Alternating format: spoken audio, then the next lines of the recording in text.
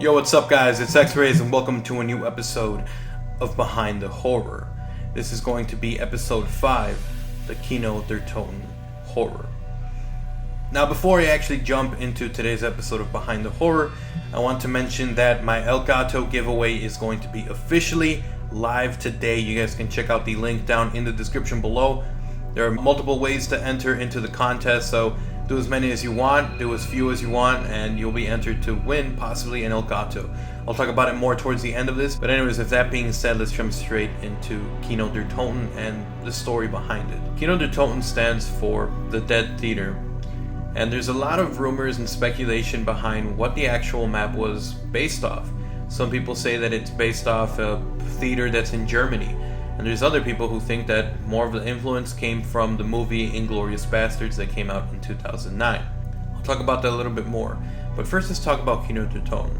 It's a pretty creepy setting. You're in essentially a abandoned movie theater, and we do know from the story that Kino Der Toten was set for the location where Dr. Maxis was supposed to present the new inventions and the advancements that he had come up with, along with Group 935. Our crew had been sent to the future, and essentially it looked like the whole thing failed. The whole event failed, so this movie theater ended up becoming abandoned. Now, that's a pretty creepy setting. Anything that's abandoned, from, asylums to haunted prisons or mansions, pretty much whenever you see something that's abandoned, it's kind of creepy. It gives you like a sense of loneliness because there's nothing left. Now we add to that zombies trying to attack you. We add to that attack dogs trying to attack you. And it kind of sets for a really creepy atmosphere. Another creepy thing about Kino Der Toten is the fact that it teleports you to Samantha's room. And you kind of get this gloomy feeling of, everything went horrible after the zombie outbreak. Her room was beaten around, torn to shreds, blood everywhere. And it's one of the really creepiest things, because we learn more about the story is where the story really starts to take off, and we kind of get this sense of dread, and it's something huge in Kino Der Toten. So first of all, the main theory is that Kino Der Toten was based off a theater that's in Germany. Now this theater is referred to as Douche's Theater, and the reason that people think this is because of one of the posters in Kino Der Toten where it essentially mentions a movie with this name. Now this theater is in Berlin, and it's a well-known German theater. It was built in 1850 as Frederick William Theater. It's located in Schumann Street. The Duchess Theater consists of two adjoining stages that share a common classical facade. Now, a lot of people think that this is true because the Berlin Wall is near it. There's a Berlin Wall close to Kino Der Toten, from what I heard. And it just feels like it has to be that. It's a German theater. It probably is going to be set off a German theater somewhere. And the closest thing that people have come up with was this theater known as Duchess or Duchess, something like that. Now, some other people actually think that Kino Der Toten was based off a movie theater, or just a theater in the movie Inglourious Basterds, and I'll put a picture of that on screen, a couple of them for you guys to see. And it does look like it's very heavily kind of matched up by this. There's a main stage, there's the seats, there's little balconies on the sides, and some people even go as far as saying that the MP40 in Kino Der Toten was kind of like a homage to the MP40 that was prominently shown in the movie Inglourious Basterds. Now, as for a creepy story behind these, there's really no super creepy abandoned movie theater. From what I was doing in all the research, I found out that a lot of the movie theaters, actually, a lot of people think that they have ghosts and apparitions, stuff like that. That every movie theater has a ghost or has some kind of creepy feeling to it. And the one that I found that had one of the most was one called the Harvard Exit Theater.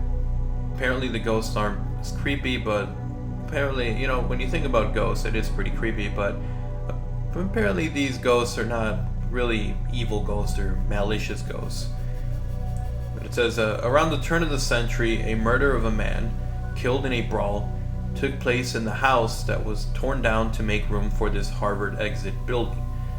Ever since then, male manifestations described as being portly, slightly see-through, and wearing an old-fashioned suit has made his appearance known.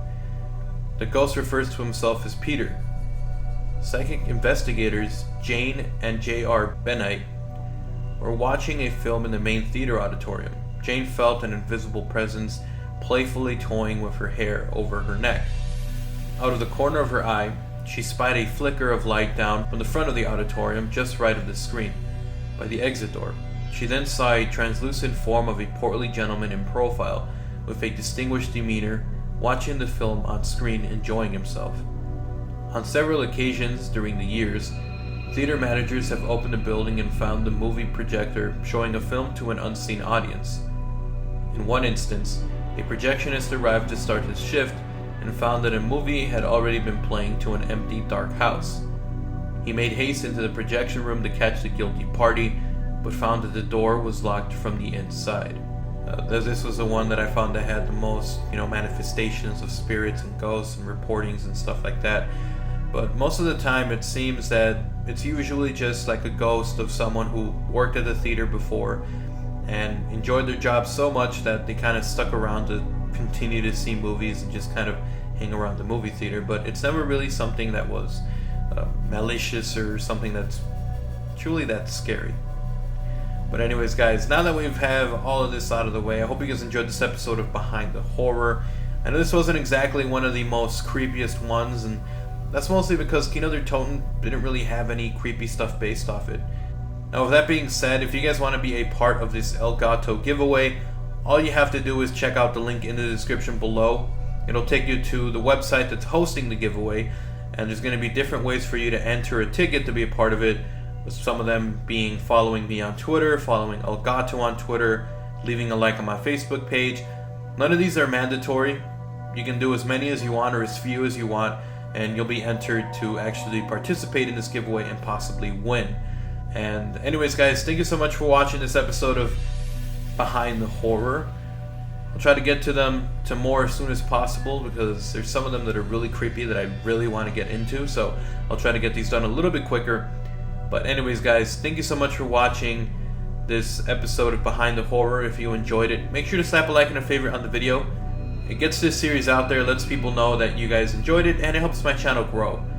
And on top of that, if you guys are new and you enjoy zombie content like this, then make sure to subscribe. I do upload really in-depth stuff every single Saturday, so make sure to subscribe so you won't miss a single episode of some of my amazing zombie series.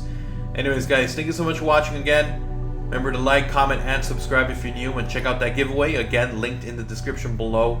Sorry, but it's only open to people in the US. Anyways, guys, I'm XRAYZ, I'm out. Peace.